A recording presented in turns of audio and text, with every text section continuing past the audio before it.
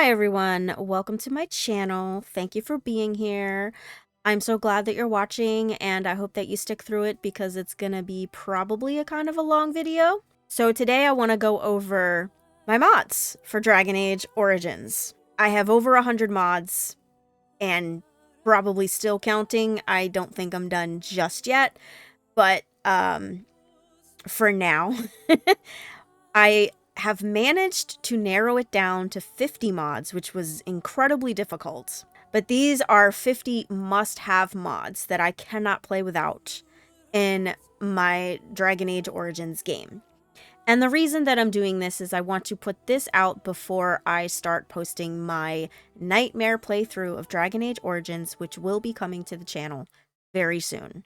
Just one special note before we start, for those of you who may not know. In order to use mods in Dragon Age Origins, because it's such an old game, without the game crashing, you must add the 4 gig patch. I will link them in the description below. I have this game on Steam, but I will also try to link the other one that I'm aware of. I will also direct you to another link for a channel called Food Then Games, who does an amazing modding tutorials for all 3 Dragon Age games. She does have one for Dragon Age Origins specifically, and I will link that one below in the description. Because this is an extensive list, I have divided my mods into several different categories. So I will have timestamps below of each of the categories. I will also try to remember to name all of the mods that I will be talking about in the video. But anyway, so let's start with utility mods. Some of these mods may be considered cheat mods, but they are must-haves in my game. The first mod is actually 2 different mods. Mods 1 and 2, because they both do the same thing, and that is Lock Bash and Open Lock spells. 2 separate authors, 2 separate mods. The Lock Bash is basically for non-rogues, warriors and mages, to open up chests that otherwise you need a rogue to unlock, and a lot of times your rogues are not high enough in their skill level. This way, you can bypass all of that and you can just open up the chest by bashing it with your sword or whatever. The one thing about the Lock Bash is that you do occasionally lose something. It also takes a few tries, depending on what the skill level of the chest is.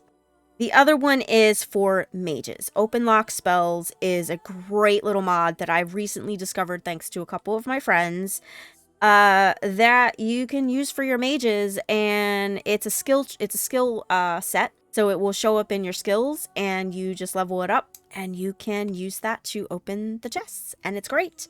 It's amazing. I absolutely love it. Number 3, extra dog slot. Because why wouldn't you want to take your Mabari everywhere with you? I mean, first of all, he's great in battle. Secondly, he's your 4-legged friend, and he's loyal, super loyal. And you get the extra hand. You get an extra hand in battle, so why not? So yes, extra dog slot. Always going to be a part of my game. Number 4, this one is probably what a lot of people would consider to be a cheat mod. And that is console add points. I don't always like to go to Redcliffe right after Lothering. I'm using this as an example. I actually enjoy going to the Dalish first. Except, particularly on my robe, there are many traps that you encounter in the ruins. One room in particular has been the bane of my existence because everyone just runs right in and I can't disarm the traps because my cunning is too low. This mod helps with that. I can pause the game, wait before we go in there. You can also use this on your other characters. You just click on your character, say Liliana, give her the points, go into her, give her the extra cunning that she needs. But for my rogue specifically, I was very annoyed that I couldn't disarm the traps. And yeah, that was just, everyone died. It was a mess. So, adding the right amount of points to beef up my cunning, and then I was able to disarm all of the traps. It was great. Number 5, MerAnne's camp storage. You can never have too much storage, especially for a loot goblin like me, who likes to save favorite armors and weapons without holding on to them. Plus, I can store everything.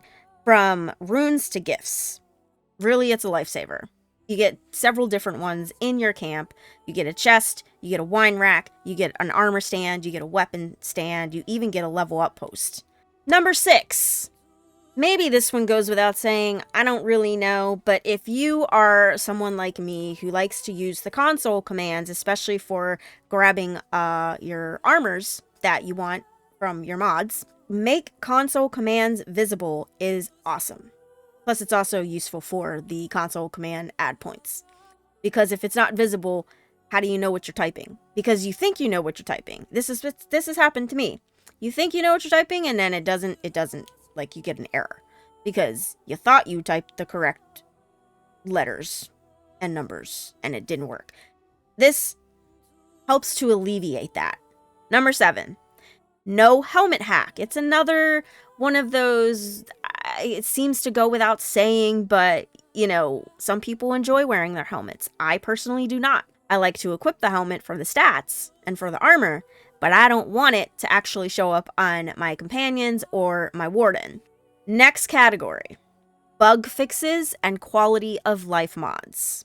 And at number 8 is Quinn's Ultimate DAO Fixpack.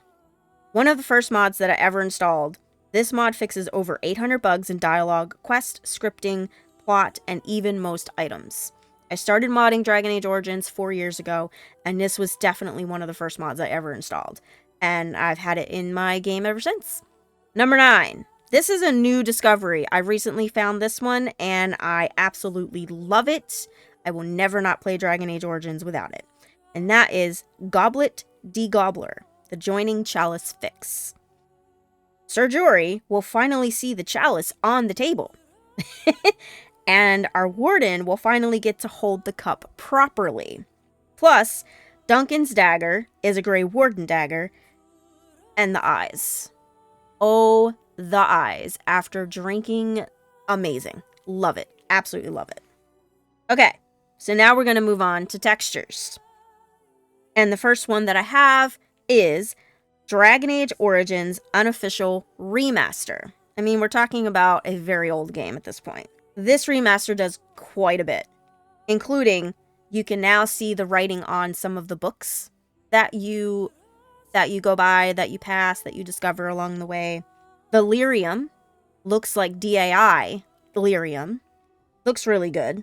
And some of the statues have been changed. They've been updated. They look a little different. They definitely look better. And it's just an overall upgrade to the texture of the game.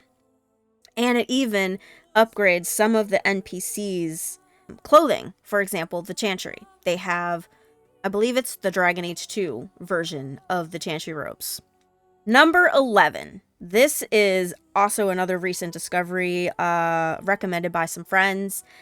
I did not know that this was going to be a favorite of mine. But it's called Stixworld HD's to 4K Experience. This is a wonderful reshade mod. I swear to you, it is so good. It breathes new life into this game that is already great, but it just breathes a whole new life into it.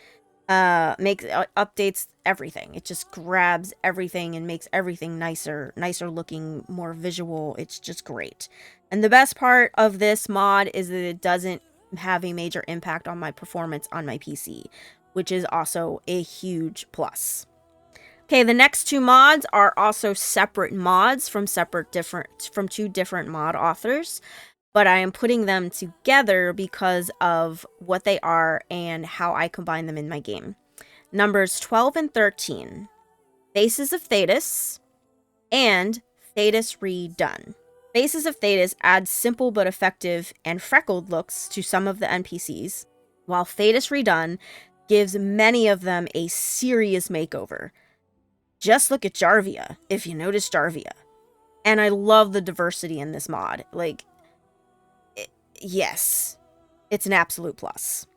Now we're going to move on to my absolute favorite category, character creator mods. And let me tell you, I have a lot. I have a lot of them, but we're going to narrow it down, which was difficult. Starting at 14, Bidelle's Cosmetics. Now, I attempted to use this mod 4 years ago when I first started modding, and I had a hard time getting it to work. But I finally figured it out, and this is hands down my favorite CC mod. Really it is. It is a facial preset mod that works on all races and genders. I'm so excited with this one because now that it works, I use these presets on most of my wardens. At number 15 is another amazing mod that I really love. It's called New Textures by MissB. I love to use this one with Bidelle's Cosmetics as this is a complexion mod and adds different makeup and tattoos and the like, all under the complexion tab. And it can be used on all races and genders. It's great. It looks awesome. I absolutely love it. Number 16 is another favorite of mine, and it's called Pretty Eyes. And it basically gives you bright eyes. That also goes really great with Bidelle's Cosmetics. You grab her preset for your character, and then you go down to the eye color, you change the eye color, you use one of the bright eyes. I use these on 2 of my wardens in conjunction with Bidelle, and I just love how they look. They look absolutely amazing. Number 17. Pineapple trees, pretty much everything. Better hair colors, eyes, and eye color replacements. This has also been a staple in my game since the very beginning. Number 18, we're moving on to some hair. Hairstyle, New Day, Volume 1 and 2. Another mod, well, they're 2 mods, but they're from the same author, that have been in my game since the beginning. It was the first, and for a long time, the only hair mod that I would use. Number 19 is a recent addition. Like I said, Hairstyle New Day was really the only hair mods that I really needed, but then the Hairald of Andraste came into my life. Unfortunately, it's no longer on the Nexus. However, this will be in my mod list. The link to it will be there. I highly recommend it. Number 20, natural lighting. Because you have all these mods installed in the character creator, but then the lighting in the game, in the original game, is not that great. And quite often, I can tell you from personal experience, I've walked out of character creator and into the game and immediately regretted things. So natural lighting just makes it a little brighter for you to make better decisions in your character creator. So now we're going to move on to another category of mine that I absolutely love. Armor and clothing mods, because my wardens need to look great. I also like to have my companions look great. And at number 21 is Greywardens of Ferelden. This has been another staple of mine ever since the beginning of my modding journey with this game, and what it does is it basically just revamps the Grey Warden armor to make it look more like the DA2 armor. And I just can't play without it. Number 22, RL's Fashion Bazaar and all other RL mods. Now, RL stands for Rogue Last. That is the mod author. I have many of her mods, and I will be highlighting several of them throughout this video. This is the first one that we're going to talk about. And because, yeah, I like to have my wardens look good. I like them to look great. The stats are also pretty good. And you get some good-looking weapons in the deal. So, yeah. Number 23. This is a recent addition that I discovered. This is also by Rogue Last, but it's separate from the RL because there's a whole category of RL's Emporium, RL's Fashion Bazaar, RL, all that stuff. Warden's Trading Post Redux. This comes with a store, but I don't use that one. I have chosen to just bypass all of that, get the console command version, and just console command the armors into my game. And the weapons and armor look great. The stats are great. And yeah, you can see some of the armors in the video that I am showing off. They look amazing. I absolutely love them. And they fit for all genders and races. Of course, you have to pay attention to the list and look at which ones will actually fit which characters.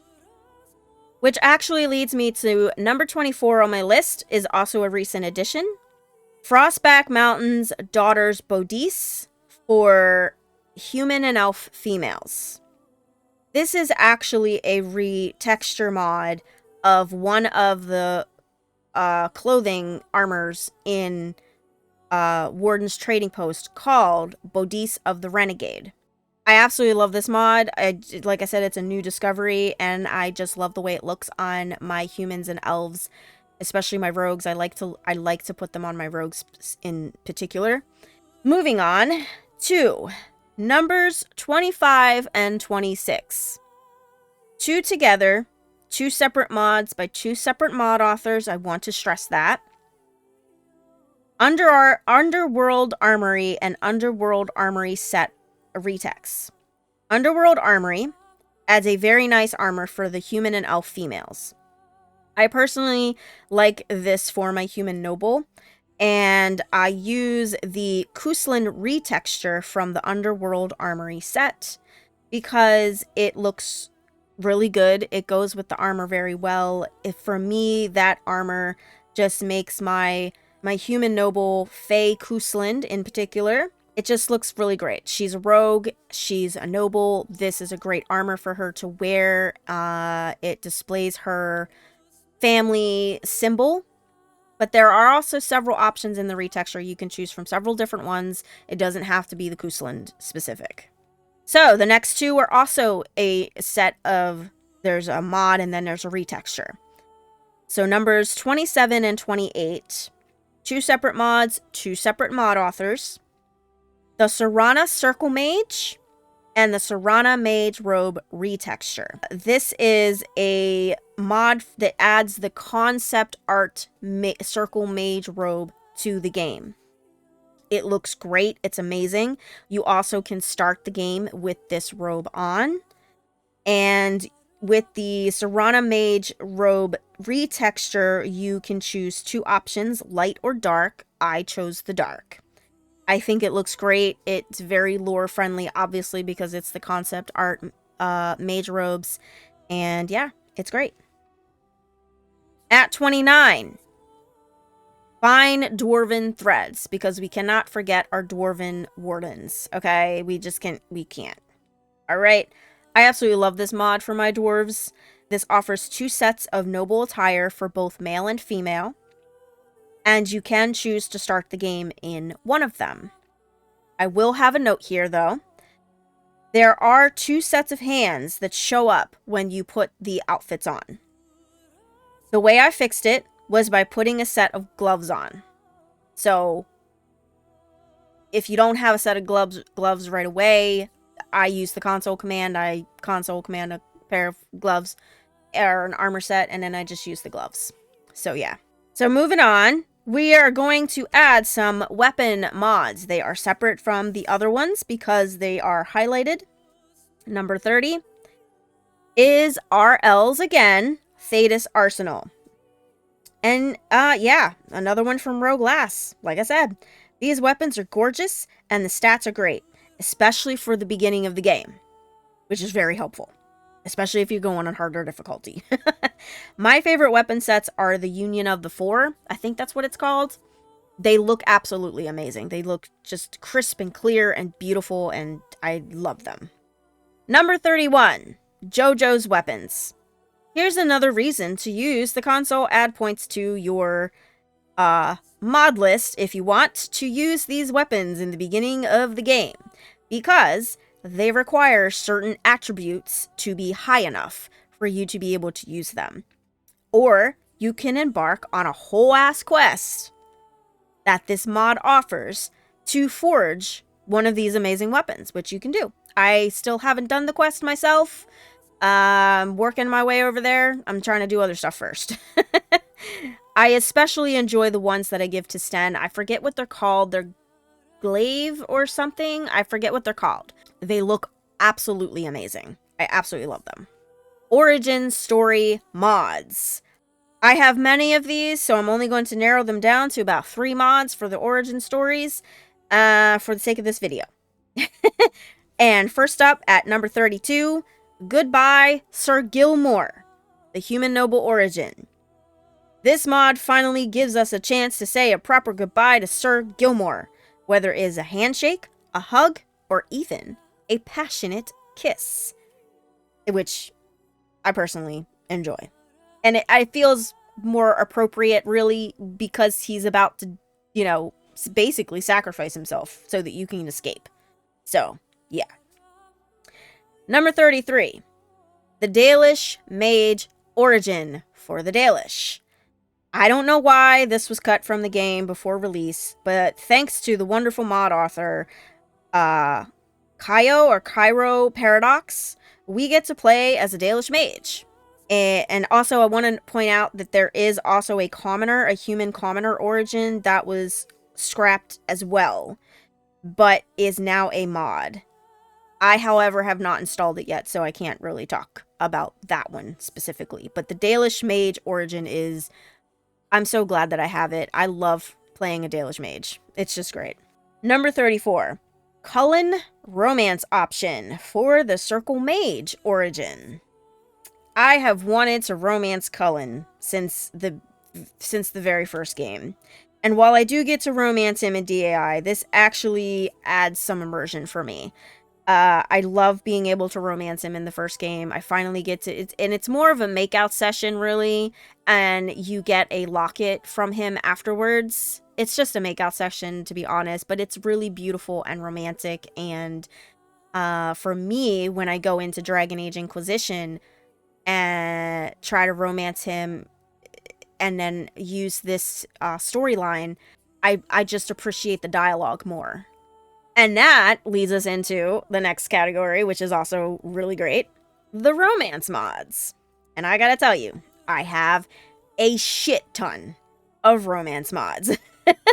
Especially for Alistair.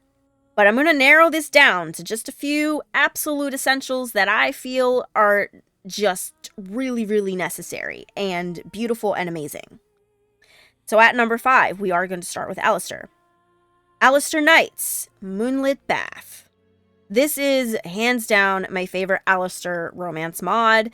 It's sweet, romantic, and oh so sensual. And the song that plays in this particular scene just enhances the vibe of everything. This mod is a gem. It is, I believe, only available for human and elf. So I don't remember. I don't think that I got this with my dwarf, because I did romance him with a dwarf. I don't think I got this one. But yeah, wonderful mod. Wonderful.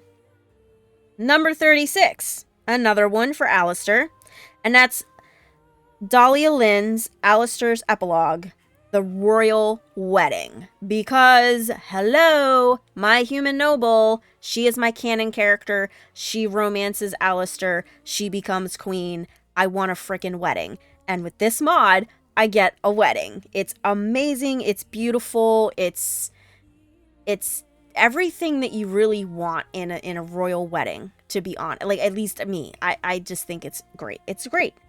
Number 37. So this is for everyone. A Warden Sacrifice. Your Warden and their love interest.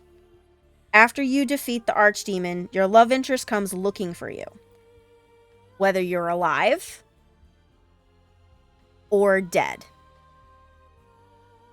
It plays out 2 different scenes for your love interest, and it leaves a huge impact. I will say that. Number 38. Alistair is not the only Romeo in our camp, okay? Zevran, Intrigues of an Antivan Crow. It adds 5 more romance scenes with Zevran, and you get some new banter and gifts. It basically, for me, enhances the love story with Zevran, and it honestly just makes me fall in love with him. I absolutely love it. Like, there's a little picnic, and there's the lake, I think it's the lake, and there's just several different scenes, and it just really, really makes me fall for him. I love it. And that is going to lead us into some of our companion morphs, and we are going to start with Zevran, because I have so many clips of the romance scenes, and these just go really well with them. So, at number 39, Shy's Zevran stuff. I use only the tattoo. it's a great tattoo for Zevran, and it's totally worth having. I mean, I'm sorry, but our Crow Assassin should have some tats to add to his overall, you know, charming, carefree vibe of a crow and assassin, you know? I just love it. I love it. Which also leads me into the next one for his overall vibe. Number 40, Zevran by Chaotic Nuthra. This lovely mod gives Zevran a major glow up. Or makeover, however you want to put it. I'll admit, at first I wasn't sure because I don't actually like to steer too far away from my companion's original look. But I love this mod. For me, it gives him more of an air of mystery and intrigue. He looks more badass and carefree at the same time. I just absolutely love it. I will give a note, the hairstyle that I chose is not the only hairstyle that you can choose. The mod author does in fact allow you to choose the original hairstyle for Zevran if you want to use that one. Number 41, Sten. The Face of Sacred Ashes. I love Sten in the concept art and the original trailer. I don't know why he looks pretty different in his original in the game than he does in the trailer. But he still looks the same, but he looks different. He looks more washed I think. Anyway, this mod gives me that and lets me choose his eye color even between purple or gray. Obviously, I chose purple. Number 42, Ser Gilmore Companion mod. That is right, because you get to say goodbye, but now I get to run into him at Lothering, which is great. By the way, side note, his face in this video that you're seeing is from Faces of Thedas. Another reason to check out that mod. So yeah, I finally get to have him, and not only for your human noble, you can recruit him on any of your wardens because he shows up in Lothering. He gives you the story if you don't know, say you go in as your dwarf. He tells you basically that he escaped or whatever, and yeah. And now he's just looking to fight some bad guys, fight some Darkspawn. And you get to recruit him. Alright, so the next group of mods are in combination for me. 43. Epic Ladies of Ferelden. Face morphs and armor for female companions. It also includes Mari for Dragon Age and Awakening. I'm not sure why Sigrun and Valana weren't included, but it is what it is.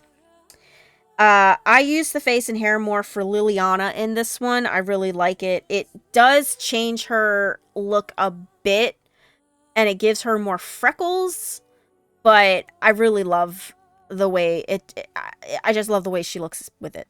So, and you get a couple, there are like 2 or 3 different options that you can choose from for each of the face morph and hair. But going into number 44, we're going to talk about Wynn. So I get the robes from the Epic Ladies of Ferelden. That is the robe that she uses. However, her face and hair morph comes from Electrify's Wynn. It is a great little mod. It gives you, I think, 4 options to choose from. And to me, I just love them because, for one thing, it finally allows Wynn to look like the silver fox that she has always been and deserves to be. At number 45, once again, with the face and hair morph of Epic Ladies, okay, for Morrigan, I also use the Core of Her Heart DAO mod that is the concept art of the robes in her original concept art, and I think she looks absolutely gorgeous. Number 46, it's Oghren. Now, I recognize that this is an unpopular opinion, but I actually really like Oghren. I find him entertaining and funny, and I do love taking him into battle with me. He rarely ever gets knocked out. He's pretty badass on his own, and so why wouldn't I give him a little bit of a glow up? This mod, it's Oghren, is a small mod. It's very subtle but effective, just to spruce Oghren up a tiny bit, but it's enough. At 47, we are back with Rogue Lass again with RL's Mabari Madness. That's right. This time, we're talking about our four-legged friend, Mabari. Okay? They get a new look while still maintaining the Mabari build. You have many breeds. That's what they're called. They're called breeds to choose from. German Shepherd, Husky, this and that. I chose the Swiss Mountain breed for mine, and I absolutely love it. And finally, a few extra fun mods to top off my list, because I can't just not have them on my list. At 48, Tiny Mouse, I think that's how it's pronounced, Tiny Mouse and Sarah Kuslin's The Rescue at Ishal. This mod is an absolute must for me, as it adds so much context and fills in the gap between going down in the tower and waking up in Flemeth's hut. Plus, the clips are great for making a video montage or a music video, which I might actually do in the future. It's beautiful, it's amazing, and I absolutely enjoy it very, very much. At 49, I cannot pronounce this word, so I'm just going to have it up on the screen, but it's Hugs. This mod lets us hug our family in the human noble origin, and Tamlin in the Dalish origin. I am not sure why the others weren't included, but I especially love this mod for my human noble. As a female noble, you get to hug your father and brother. I'm not sure why I don't get to hug my mom. And it happens right before, you know, shit hits the fan. And my last one, but definitely not the least, and it is the most fun mod that I have installed, and that is called Dance Party. Listen, you get to dance with your friends at camp. It's really cute. It's just very upbeat. It's great. Liliana's playing the lute while everyone dances. It's awesome. Even Sten gets in on the action, which is really fun. But that's not all. You also get to have some dancing at the Nald Noble Tavern, where your companions can dance alone, or you can dance with them. And even Logain and your Mabari get in on the action, which is very interesting. My personal favorite, though, the Thriller. You get to dance to Thriller, to Michael Jackson's Thriller, and it is the exact dance that is in Michael Jackson's video. It is amazing. Like, I get so overcome with joy just watching not just my companion, my warden, but the companions and even some of the patrons at the tavern get in on the dance. It's awesome. It's really awesome. It's great. So yeah, so that is the last one for my mod list for my 50 top mods that I can't live without. And wow, that is it. I am sorry that this video is a bit long. I apologize, but it's 50 mods, man. It's 50 mods. And that's not even covering half my list, to be honest. So again, remember to check out my full mod list, which is in the link in the description below. And stay tuned for my Nightmare playthrough of Dragon Age Origins coming to the channel very soon. Thank y'all for watching. I really appreciate you being here. And until next time, have a great day. Bye.